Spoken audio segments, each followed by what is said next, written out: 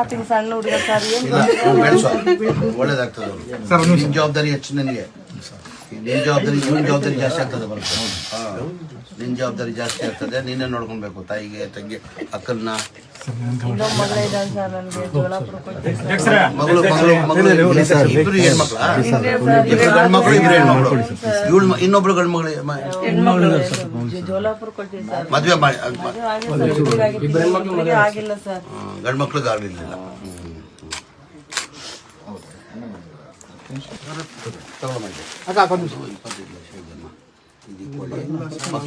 ಪಕ್ಷದಿಂದ ಮಾಡ್ತಿಲ್ಲ.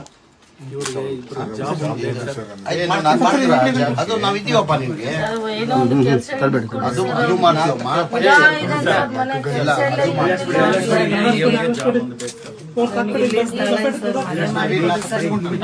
ಆಯ್ತು, ಅದು ಮಾಡ್ತೀನಿ.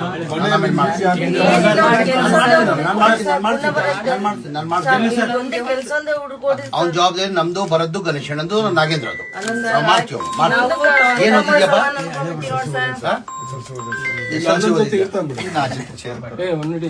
ಅಣ್ಣ ಇದ್ದಾರೆ, ಬರೋದು ನೋಡ್ಕೊಂತಾರೆ. ನಮ್ ಜವಾಬ್ದಾರಿ. ಆಯ್ತಮ್ಮ, ಒಳ್ಳೇದು.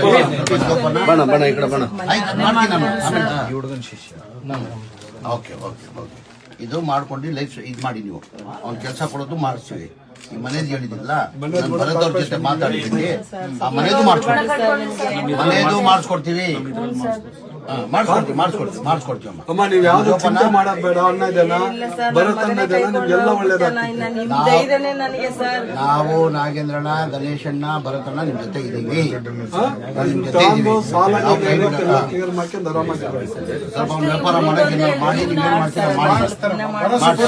ಮಾಡ್ತೀರಾ ಜೋಪಾನ ಇಟ್ಕೊಳಮ್ಮ.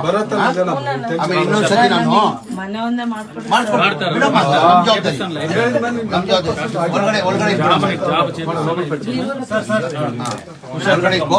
ನಾನು ಇನ್ನೊಂದ್ಸತಿ ಆಮೇಲೆ ಬರ್ತೀನಿ.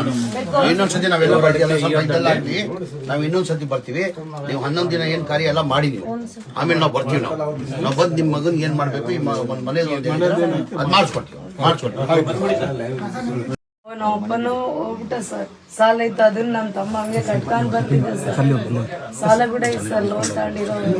ನಮ್ ತಮ್ಮ ಹಂಗೆ ಕಟ್ಕೊಂಡ್ ಬರ್ತಾನಂದು ಭರವಸೆ ಇತ್ತು. ಇವಾಗ ಎಲ್ಲ ತಮ್ಮ ಇಲ್ಲ, ಎಲ್ಲ ನಮ್ ತಲೆ ಮೇಲೆ ಬಿದ್ದ್ಬಿಟ್ಟ ಸರ್. ಇವಾಗ ನಮಗೆ ಏನ್ ಮಾಡ್ಬೇಕಂತ ಗೊತ್ತಾಗ್ತಿಲ್ಲ. ಅವ್ರ ತಂದೆ ಸರ್, ಅವರು ಸುರೇಂದ್ರ ಯಜಮಾನ್ರು ಸರ್. ಹೋಟ್ಲ್ ಇಟ್ಕೊಂಡಿದ್ದೀವಿ ಸರ್. ನಾವು ಇಟ್ಕೊಂಡಿದ್ದೀವಿ. ಇವಾಗ ಅದು ಸತ್ತೋಗ್ಬಿಟ್ಟೆ. ಹುಡುಗರು ಮಾರೋದು ಸಣ್ಣ ಬಂಕ್ ಹಾಕಿ ಇಟ್ಕೊಂಡಿದ್ದೆ ಸರ್ ಬಗ್ಲಿಗೆ. ಆ ಹುಡುಗ ಜೀವನ ನೋಡ್ತಿದ್ದೆ. ನಮ್ಮ ಮನೆ ಸಂಸಾರ ಆಗ್ತಿತ್ತಂತ ಮಾಡಿಟ್ಟಿದ್ದೆ ಸರ್ ಇಲ್ಲಿ.